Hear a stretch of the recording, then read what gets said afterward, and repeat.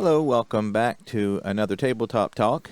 As those of you who are following the channel know, I've been playing some APBA and have a hybrid lefty-righty splits and the home run allowances, the H, the G, the L, and the M. And I've had some questions as to exactly what I'm doing here, and I've explained it in front of a couple of the games, but I thought I'd make a video just specifically talking about how I'm doing this. It's nothing earth-shattering or very difficult. I got this from a Facebook page post. I wish I could remember who it was that suggested it, but it was really obvious to me after it was pointed out, but I'm enjoying it a lot. So for me, basic is I like the flow, and so I don't want to get too far away from that, because then it's not to me the wheelhouse of APBA is the basic and the flow, the playability. But lefty righty splits are important to me, so I was looking for a way to incorporate those without having to go to the master boards or to even the Merino boards, where you still have some base running computing that you have to figure out with arms and speed range ratings and things like that. So just wanted to add lefty-righty splits without everything else. And so in a nutshell, basically APBA pitchers are rated with letters D through A and B, which is the best, and then they have master ratings, which are numbers 1 through 30, and then they kind of correspond to each letter grade. So 1 to 5 is D, 6 to 10 is C, etc. There was one chart I saw that was actually 1 to 6, and then 7 to 11, or maybe it was 1 to 4, and then 5 to 9. Yeah, that's what it was. So I went with this one. I just don't.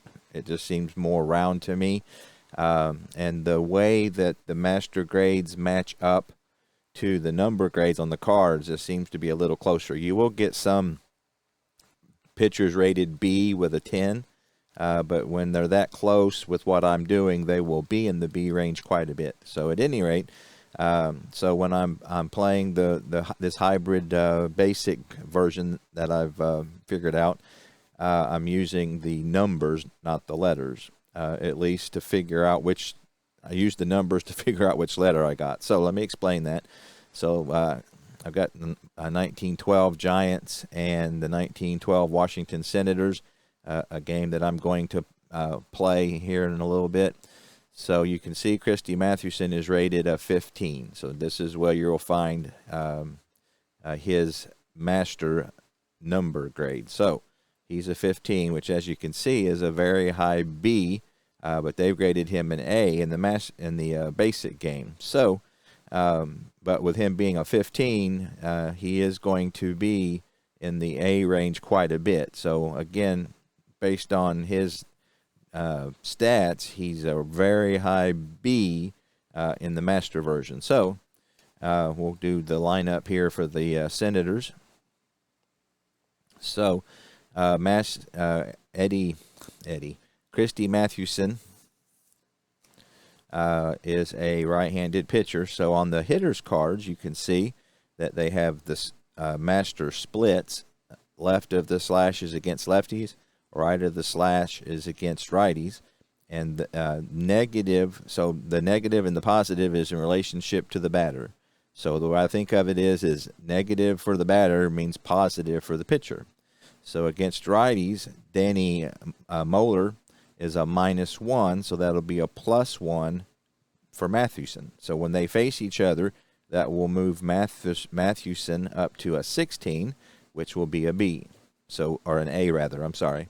So when they're facing each other, Mathewson will be an A. So again, with him that close, you're going to find that he's going to be an A quite often. So that would be that at bat.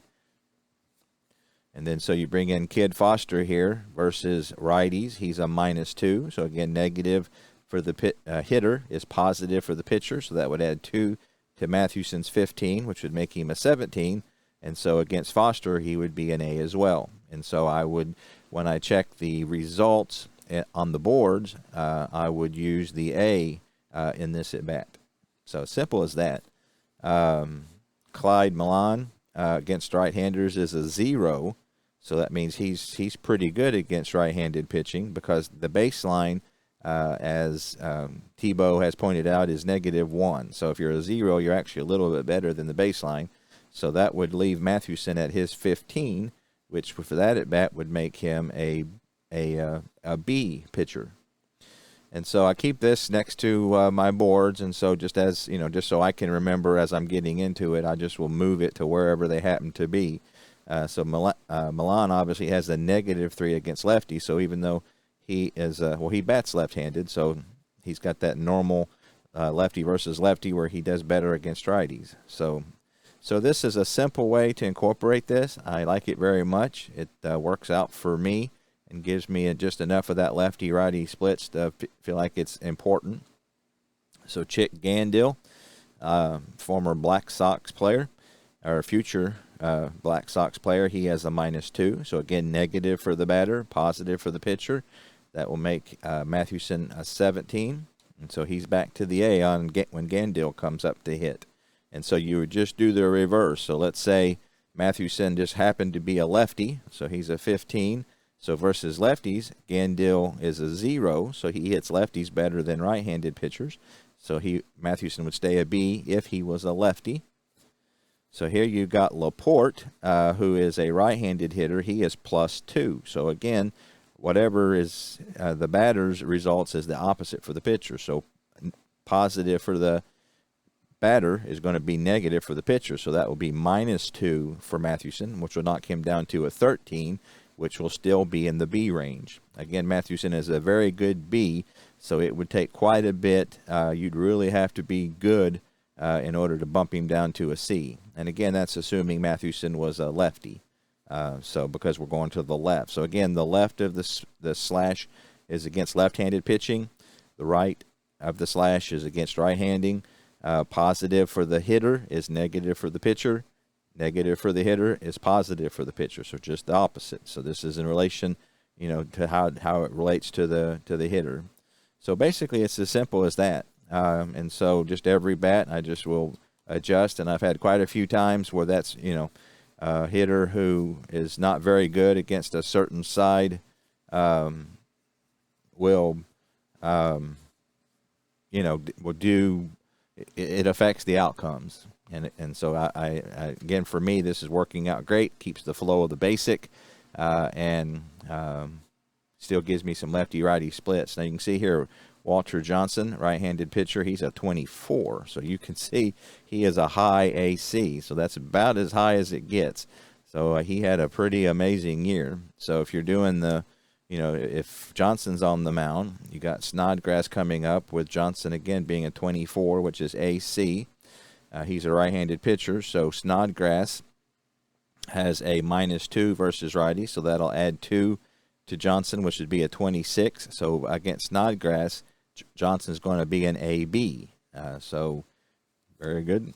So there's Doyle is a -1 versus right-hander, so that would be +1 to Johnson, so that would make him a 25. So he would still, and against Doyle, he would be back into the AC. Becker would be up. Now he's a +1, so he likes righties. So that was, again, positive for the hitter is negative for the pitcher. So that would knock Johnson down to a 23, which is still in the AC. So because Johnson's got a 24, he's going, again, like Mathewson in his high B, it's going to take a bit to knock him out back to a C because he's got a 24, which is a high AC. So that's how I do that. So if you want to take a snapshot of that, again, the other option on how the letters match the numbers is 1 through 4, 5 through 9. So if you wanted to do that scale, that would be 10 through 14, 15 through 19, 20 through 24, and then 25 through 30. So that's the other scale I saw about how the numbers and letters match up, but I prefer this one. I can't say exactly why, probably because it's easier in my head to keep track that the number ends on a 5 than it does to begin with a 5. But that's, again, just me. It's not going to make a great big difference which one of those you use, and it will on occasion.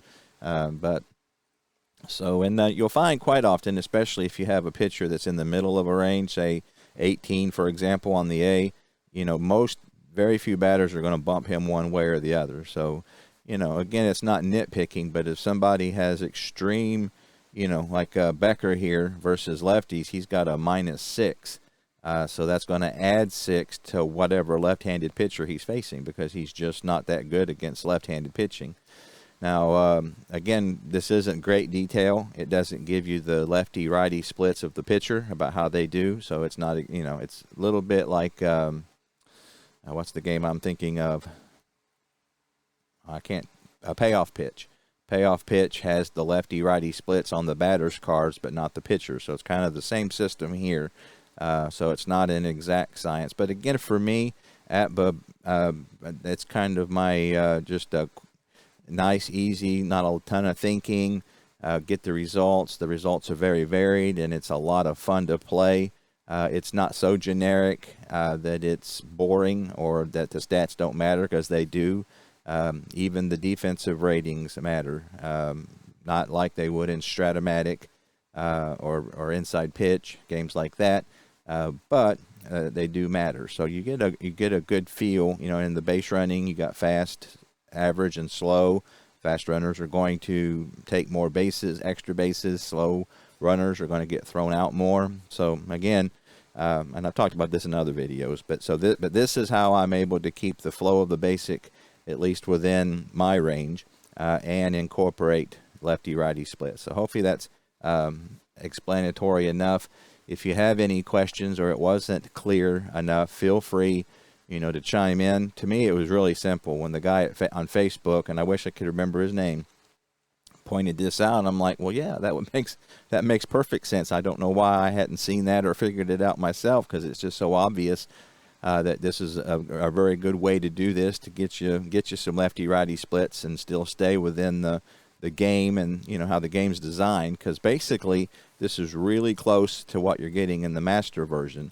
Not exactly, but really close. And again, it makes a difference. And when you're playing, you will think twice about bringing in a lefty versus a lefty. And so without these splits, it just doesn't matter. And that's just a huge part of the game, especially once you get into the 60s and up. And so, again, I was very thankful that I was able to find a hybrid that would work. Now, APBA Brian did a very good video where what he did was a little bit more generic, but it works. Is if there was a split of 4 to 7, he would change the pitcher's grade 1. If it was 8 or higher, he would change their grade 2. And so, again, a little bit more generic, but I like this because it gives you a little more detail. Again, if you've got an 11, that's a lot different than if you're a 15, because a 15 is going to be in the A quite a bit, and 11 is going to find himself in the C quite a bit, and that's kind of what these number ratings are supposed to represent. 11 is not a 15, even though they're both a B under the basic system. So anyway, so the other thing I did, and I found this on Delphi Forum, so if you want to take a screenshot of this, this is this thing right here. So basically, the other thing that was bugging me is pitchers who didn't give up a lot of home runs would give up the same amount no matter who, because, again, it was coming off the hitter's card. So what this does, the pitchers have a letter grade, and it's found up here right next to their fatigue. So you can see Mathewson is a G. So H and G means that they don't give up as many home runs. L and M means they give up more home runs. So if a pitcher has the M, and again, you'll find it up here in the upper right-hand corner on modern cards next to the fatigue rating. If they're an M, then this, if you roll the the red and the white die, kind of like you would in a regular APBA roll. If you get an 11 through 34, a double becomes a home run, assuming the hitter has a 1 on their card. So if it's kind of like Strat, with the weak or the power, weak, the W or the N, I think is the nomenclature. So if they don't have a 1, then it stays a double. But if they do, that turns into a homer. If they have the L rating, if you roll an 11 through 22, that becomes a home run. Conversely, a G, 11 through 26, a home run will become the highest double on the chart. And then an H, which gives up the most home runs, if you roll an 11 to 46, a home, or they give up the fewest home runs rather, I'm sorry, and H will turn a home run into a double. And so with those two items, these two items here, it's given me that picture detail enough to make the playability of this APBA basic work for me. Again, I was just really struggling with those two items in particular, and those are the two ways I've come up with, thanks to some help from others, to get what I'm looking for. And so as a result of these two things, I'm really enjoying my APBA basic hybrid experience. So I'm doing the basic steels. I'm okay with that. Everything else is basic. I'm doing the advanced fielding that you'll find in the basic rule book. But other than these two items, I don't believe I'm doing anything. I'm doing it pretty much by the book. And, see how it will turn out. I understand that balks and things like that, caught stealings, are more league averages, even errors to some degree, and I'm okay with all that. Again, it just feels like baseball, and a lot of the results, again, we talked about this in other videos, especially with APBA Brian. We had a really good talk about APBA, so check that out. And a lot of these things were discussed, so I won't drag this video on.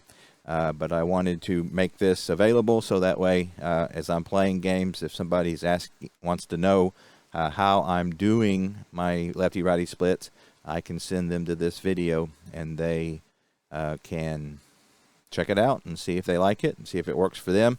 And again, the H, G, L, and M as well. Feel free to ask questions if you have any. One last thing, I'm really hesitant to ask this, but I've never asked for subscribers or anything. That's never really mattered to me. However, I will confess I'm close enough to 1,000 subscribers that I would really like to get to 1,000. That's kind of a special number. I think I'm sitting at 918 the last I looked. And the last 90 days, again, I was kind of looking through my numbers, my data for the channel. And the last 90 days, 67% of my views have been from people who aren't subscribers. That's a pretty high number. And again, if you don't want to subscribe, that's perfectly fine. Keep coming. I want these videos to be seen. That's the main thing, just sharing my love for this hobby. But again, I'm close enough to 1,000 that I would be interested in hitting that number if at all possible. And again, there's enough people who aren't subscribing and just checking out the videos that if you consider subscribing, I should be able to hit that 1,000 mark pretty easy. So again, I'm really hesitant. Again, from the beginning, my purpose hasn't been to build a YouTube channel. It's been to share this hobby that I enjoy. But I'm close enough to 1,000 that I'm willing to admit that I would like to get there. So at any rate, hope this was helpful. Again, I always enjoy things that help me in my gaming. So if this helps you in yours, that's awesome. Feel free to comment. Again, ask questions, share, and again, maybe this can help some people enjoy the basic a bit more than they would otherwise. So anyway, I appreciate it very much, and I'll see you next time.